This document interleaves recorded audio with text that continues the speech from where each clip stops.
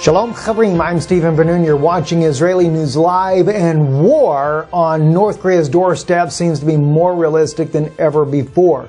The Chosan.com Politics is reporting, this happens to be a North Korean language news source here, that is saying that moving lined up dozens of medium trucks to the North China border zone at night, war Nana public heart punch. Is what they're saying here. As you can see here, this is some of the photographs that are coming out of China showing these particular trucks lining up on North Korea's border there in northern China there, northern North Korea as well. To kind of give you an idea where we're looking at right here, this is the province Jilin, and this is the very area where they are. This, of course, being North Korea all down through here, and Russia also having troops over in Vladivostok, over in that region there. So China putting troops up in this area as well. Now, there are some saying that President Trump has put more pressure on China to do something about the situation, and whether or not China is actually gearing up to help protect North Korea from a U.S. invasion, or whether or not China is really going to join in with the United States to try to stop this massive movement of nuclear weapons in North Korea, still remains to be seen. It says here, a Chinese newspaper, Daily NK, quoted a source in North Korea as saying yesterday that dozens of Chinese military trucks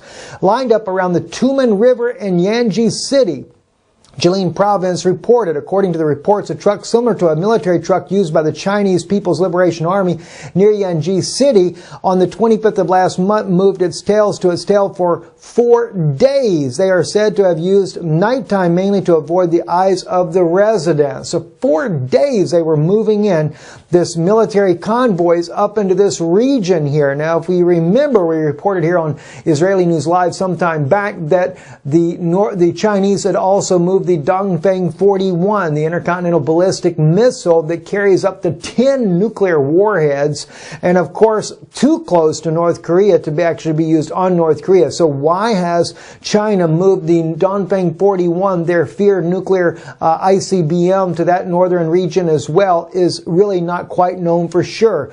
And not forgetting that China has a written document with North Korea, they would protect it in the event of an invasion. So it's still kind of hard to believe that China is going to join in with the United States to try to stop Kim Jong-un, but that can't be ruled out completely either.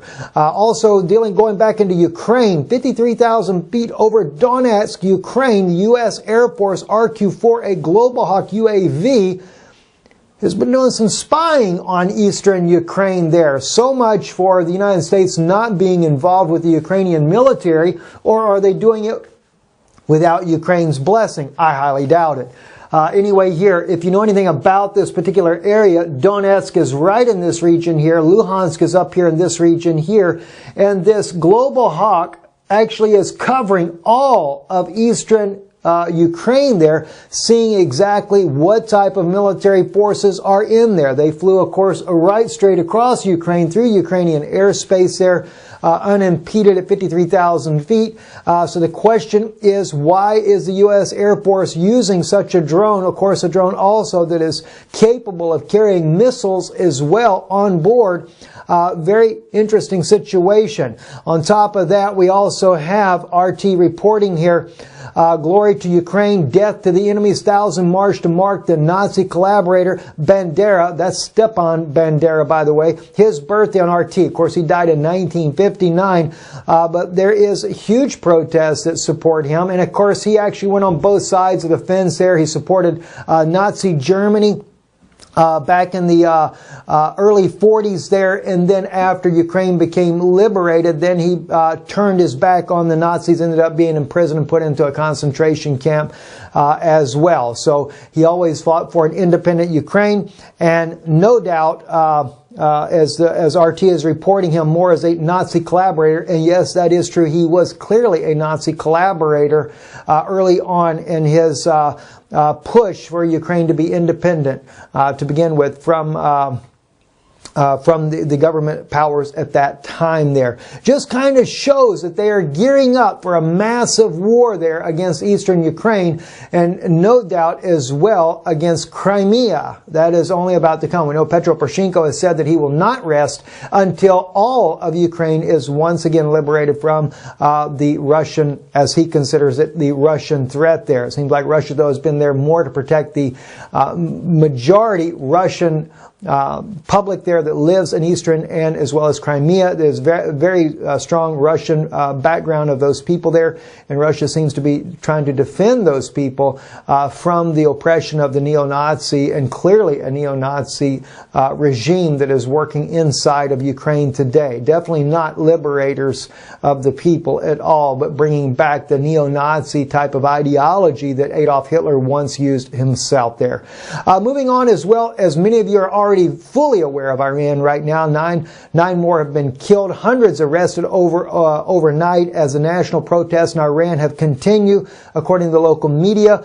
And it has been a lot of young people. In fact, if we look at some of the other tweets that we've retweeted today, President Trump is threatening to do new sanctions on Iran over the crackdown against the protesters. I think that'd be a great idea. And at the same time, while the feminist group Silent as Women protest here, the Daily Wire, speaking about the group here in America, the Women's March, are going to standing up for the Islamic ideology. The women over in Iran are marching for freedom. I'll kind of give you an idea of one of these here. This girl right here with her jihad off and waving it around in protest there. I have seen all types of protests like this in Iran right now.